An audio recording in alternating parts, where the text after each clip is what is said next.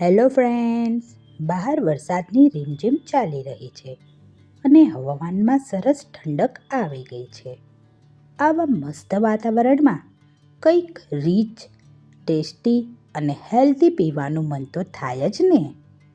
તો આજે આપણે બનાવવાના છીએ એકદમ ક્રીમી ડ્રાયફ્રૂટ લસ્સી. રેસીપી શરૂ કરીએ એ પહેલાં જો તમે મારા ચેનલ પર નવા હો તો ચેનલને સબસ્ક્રાઈબ કરો અને વિડીયોને લાઈક, શેર અને કમેન્ટ જરૂર કરજો. તો ચાલો રેસીપી શરૂ કરીએ. સૌથી પહેલાં મેં કાજુ, બદામ, પિસ્તા અને ખજૂર લીધા છે. અહીં મેં ખજૂરમાંથી બી કાઢી લીધા છે જેથી બ્લેન્ડિંગ સરળ થાય.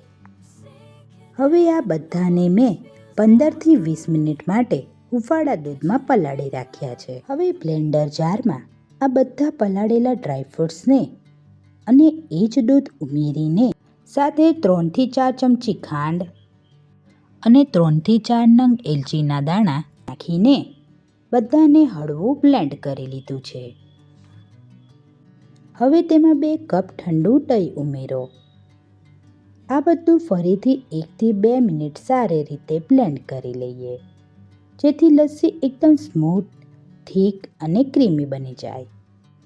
વાહ ફ્રેન્ડ્સ, જુઓ કેવું સરસ રીચ ટેક્સચર આવ્યું છે લસ્સીનું અને આપણી એકદમ રોયલ ડ્રાયફ્રૂટ લસ્સી તૈયાર.